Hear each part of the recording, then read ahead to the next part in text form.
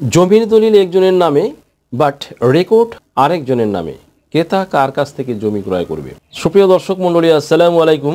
দেশে এবং দেশের বাহিরে যে যেখান থেকে শুনছেন, আশা করি ভালো আছেন, সুস্থ আছেন, নিরাপদে আছেন। আমি অ্যাডভোকেট মোহাম্মদ বেলায়েত হোসেন, আমার আইন বিষয়ক চ্যানেল লিগ্যাল নলেজে আপনাদের সবাইকে জানাই সুস্বাগতম।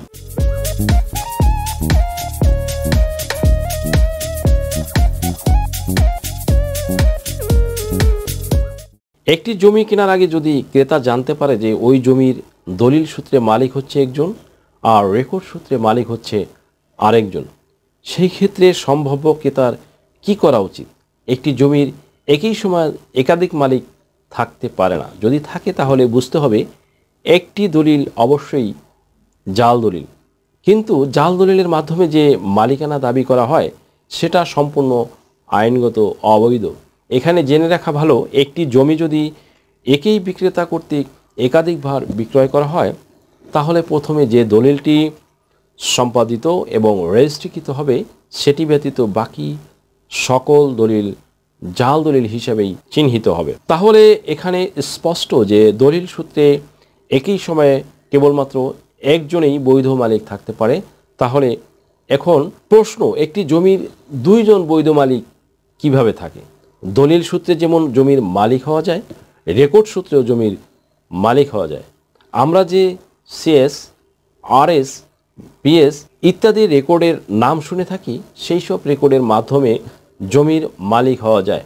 আমাদের এই ভারতীয় উপমহাদেশে প্রথম রেকর্ড করা হয় সিএস রেকর্ড। তখন যাকে যে জমির দখলে পেয়েছে তাকে সেই জমির দখলদার হিসেবেই চিহ্নিত করা হয়েছে। তখন জমির দখল সত্ত্বের উপর ভিত্তি করে রেকর্ড করার সিংহভাগ মানুষই রেকর্ড সূত্রে বা খতিয়ান সূত্রে জমির মালিক হয়েছে। তারপর আসলো আরএস রেকর্ড, এরপর বিএস। পরবর্তী রেকর্ডগুলোর সময় জমির দখল সত্ত্বের পাশাপাশি দলিল দস্তাবেজে দেখেছেন সার্ভেয়াররা। তখন জমির মালিকদেরকে নিজ নিজ নামে খতিয়ান বা কয়েকজনকে একটি খতিয়ানে জমির পরিমাণ হিস্সা উল্লেখ করে মালিক ঘোষণা করা হয়েছে। এই রেকর্ডের ভিত্তিতেও একজন ব্যক্তি একটি জমির বৈধ মালিক হতে পারে। কিন্তু এবার প্রশ্ন হচ্ছে, একজন ব্যক্তি যদি একটি জমির দলিল সূত্রে এবং রেকর্ড সূত্রে মালিক হয় তাহলে তো কোনো সমস্যা নেই। বাট যদি একই জমির একজন মালিক দলিল সূত্রে হয় আর আরেকজন রেকর্ড সূত্রে মালিক হয় তাহলে জমির প্রকৃত মালিক কে? জমি তাহলে কার হবে? এক কথায় এই প্রশ্নের উত্তর দেওয়া গেলেও সেটি বিশাল একটি কনফ্লিক্ট বা জটিলতা তৈরি করবে এবং পরিস্থিতি ভেদে উত্তরটি ভুল হয়ে সম্পূর্ণ পাল্টেও যেতে পারে। তাই সিএস রেকর্ডের মতো খণ্ড খণ্ড করে ভেঙে ভেঙে এগিয়ে যাওয়াই বেটার, বুঝতে আপনাদের সহজ হবে। জমির মালিকানা নির্ধারণ করতেই মূলত বেসিক্যালি সরকার নিজ উদ্যোগে নিজ খরচে রেকর্ড করিয়ে থাকে। সরকারিভাবে যেহেতু এই রেকর্ড কার্য হয়ে থাকে সেহেতু সরকারি হিসেবে জমির মালিক হচ্ছেন যার নামে জমিটির রেকর্ড করানো আছে। এখন কোনো রেকর্ড সূত্রে মালিক যদি তার মালিকানাধীন জমি অন্য কারো কাছে বিক্রি করতে হয় তখন তাকে সাব রেজিস্ট্রি অফিসে দলিল রেজিস্ট্রি করতে হয়, যাতে বিক্রেতা ক্রেতার নিকট জমির হস্তান্তর করে এই বাবদ লিখিত দলিল সম্পাদন করছে এটা পরবর্তীতে অস্বীকার করতে না পারে। তারপর ক্রেতার দায়িত্ব হচ্ছে সরকারি খাতায় তথা ভূমি অফিসে, যেহেতু পূর্বের মালিকের নাম এখনও অন্তর্ভুক্ত রয়েছে, তার নাম বাতিল বা খারিজ করে নিজের নাম অন্তর্ভুক্ত করা, যাকে বলে নামজারি। অবশ্য বর্তমানে এই স্মার্ট ভূমি সেবার আওতায় এই নামজারি অটোমেটিকভাবেই হয়ে যাবে। যারা জমি ক্রয় করবে বিক্রেতার নাম সেখানে কর্তন হয়ে নতুন ক্রেতার নামে অটোমেটিক নামজারি বা মিউটেশন হয়ে যাবে। যেহেতু সাব রেজিস্ট্রি অফিস আইন মন্ত্রণালয়ের অধীন এবং ভূমি অ্যাসিল্যান্ড অফিস ভূমি মন্ত্রণালয়ের অধীন, এই দুটি মন্ত্রণালয়ের মধ্যে যে একটি লিঙ্ক আপ আছে সেই সুবাদেই এই স্মার্ট যে ভূমি সেবার আওতায় এই জমির নামজারি হয়ে যাবে।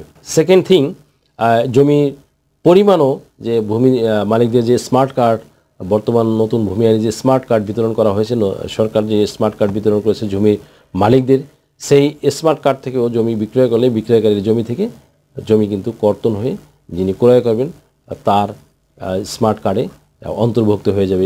এটি একটি বর্তমান সরকারের একটি সুফল, একটি অবদান। সুপ্রিয় দর্শক মণ্ডলী, যাই হোক, আমরা আবার আলোচনায় ফিরে যাই। এই যে প্রক্রিয়াটি, এটি নিয়ে সময়ের কোনো তামাদি নেই বলে অনেকেই জমি ক্রয় করার পরও জমির নামজারি করায় না, তথা রেকর্ডে নিজের নাম অন্তর্ভুক্ত করে না, তথা নিজ নামে খতিয়ান প্রস্তুত করে না। বিধায় এই জটিলতাগুলো একসময় তৈরি হতো। কাজেই এমন সমস্যা যাদের আছে তাদের উচিত নামজারি বা মিউটেশন করিয়ে নেওয়া, যাদের এখনও নামজারি করাননি, যারা 2023 সালের বা 24 সালের আগেই জমি ক্রয় করেছেন বাট এখনও নামজারি করাননি। আমি বারবার আপনাদেরকে এই বিষয়গুলো বিভিন্ন ভিডিওর মাধ্যমে সচেতন করি বলে যে আপনারা যাদের নামজারি হয়নি, জমি আপনার দখল আপনার, বাট নামজারি কিন্তু না করার কিন্তু জমির কিন্তু মালিকানা হারাবেন। ধরুন ক জমির বিক্রেতা, খ জমির ক্রেতা, ক দলিল এবং রেকর্ড সূত্রে একটি জমির মালিক। ক তার জমিটি বিক্রয় করার ইচ্ছা পোষণ করায় খ উক্ত জমি কিন্তু আগ্রহ প্রকাশ করে। তথাপি খ সাব রেজিস্ট্রি অফিসে গিয়ে ক এর কাছ থেকে দলিল রেজিস্ট্রির মাধ্যমে উক্ত জমির মালিকানা পেয়ে যায়। এরপর খ এর আর কোনো খবর নাই, দ্যাট মিন্স নামজারি খারিজ করায়নি। এভাবে কয়েক বছর কেটে যাওয়ার পর খ যে কোনো প্রয়োজনে ওই জমিটি আবার বিক্রয় করার ইচ্ছা পোষণ করলো। আমি এই কথাগুলো কিন্তু 2023 এবং 24 সালের আগের পূর্ববর্তী যারা নামজারি এখনও করেননি তাদের এই ট্রিট করছি যে এমত অবস্থায় আপনি ওই জমি ক্রয় করতে গেলেন এবং জমির দলিল এবং রেকর্ড সমূহ তল্লাশি দিয়ে দেখলেন যে জমির মালিক তো দুইজনেই, দলিল সূত্রে খ এর রেকর্ড সূত্রে ক। এমত অবস্থায় আপনি কি জমিটি ক্রয় করবেন? কাগজে কোনো ঝামেলা থাকলে জমি কিনবেন না, এটা হচ্ছে ফরজ। বাট কখনো কখনো এমন কিছু জমি থাকে যেগুলো একেবারে আপনার জন্য জরুরি, যেমন আপনার পাশের জমিটি আপনি চাইবেন বাহির থেকে কেউ একজন এসে ওই জমিটি কিনে নিক। এটা কেউ কিন্তু চায় না যে পাশের জমিটি অন্য কেউ বাইরে থেকে এসে সেই জমিটি কিনে মালিকানা অর্জন করুক। আপনি চাইবেন যে আপনার পাশের জমিটা আপনিই কিনতে চাইবেন এবং ভবিষ্যতে আপনার সাথে সীমানা নিয়ে ঠেলাঠেলি করুক। আবার এই একটা জমি ভবিষ্যতে খুব মূল্য হবে বা আপনার ওয়ারিশ বেশি, তাদের জন্য জমির প্রয়োজন, তখন কিন্তু আমরা ঝামেলা থাকা সত্ত্বেও জমি কিনতে আগ্রহ প্রকাশ করি। অন্যান্য ঝামেলাযুক্ত জমি অতীব প্রয়োজন, কিভাবে কি সচেতনতা মেনে ক্রয় করা যায় সেই বিষয়ে অন্য একদিন আরেকটি ভিডিওতে বিস্তারিতভাবে আলাপ করব। আজ শুধু এই জটিলতা নিয়ে আলাপ করব দলিল সূত্রে খ এর রেকর্ড সূত্রে ক। এমত অবস্থায় যেহেতু খ ক্রয় করেছে ক এর কাছ থেকে, সেহেতু আপনি খকে বলুন আগে সে নিজের নামে জমিটি খারিজ বা নামজারি বা মিউটেশন করিয়ে নিতে, তাহলে খ দলিল এবং রেকর্ড উভয় সূত্রেই মালিক হয়ে যাবে। তখন আপনি কোনো প্রকার ঝামেলা ছাড়াই জমিটি ক্রয় করতে পারবেন। বাট কখনো কখনো সময় স্বল্পতার কারণে যদি খ নিজ নামে খারিজ করাতে না পারে বা ভূমি অফিসেও আলাপ করে বায়া দলিল দেখিয়ে খারিজ বা নামজারির আবেদন করতে পারেন, তবে সেটা খারিজ নামজারি হবে কিনা তা অনিশ্চিত। তাই কাগজপত্র যাচাই বাছাই করে তারপরেই কেবল জমি ক্রয় বা বায়না করা উচিত। কারণ আপনার কষ্টের টাকায় যখন আপনি কোনো ভুল ভাল জমি ক্রয় করবেন তখন কিন্তু আখেরে বিপত্তিটা আপনি আনবেন ডেকে, আপনি নিজের পায়ে নিজে কুড়াল মারবেন। So be careful. দেশ ও বিদেশ থেকে যে কোনো ধরনের হলফনামা, এফিডেভিট নিতে চান, কাবিননামা, নিকানামা যে কোনো ভাষায় অনুবাদ করে বিভিন্ন মন্ত্রণালয়, ইসলামিক ফাউন্ডেশন থেকে সত্যায়িত করে নিতে চান, শিক্ষা সনদ বা অন্য যে কোনো ধরনের ডকুমেন্ট শিক্ষা বোর্ড, শিক্ষা মন্ত্রণালয় থেকে সত্যায়িত করে নিতে চান, ধর্ম পরিবর্তন করে কোর্ট ম্যারেজ করতে চান, কুরিয়ার, ইমেইল, হোয়াটসঅ্যাপ, ইমো, মেসেঞ্জারিতে ডেলিভারি নিতে পারবেন। তাছাড়াও সরাসরি এসেও নিতে পারবেন। Mobile number 01724583880। আশা করি ভিডিওটি থেকে সামান্যতম হলেও উপকৃত হয়েছেন। যদি ভিডিওটি আপনাদের সামান্যতম উপকারে আসে তাহলে রিকোয়েস্ট করব চ্যানেলটি লাইক, শেয়ার, কমেন্টস এবং সাবস্ক্রাইব করে পাশে থাকা বেল আইকনটি প্রেস করে দিন যাতে পরবর্তী ভিডিওর নোটিফিকেশনটি খুব সহজেই পেয়ে যান। সো আজকের মতো এখানেই শেষ করছি।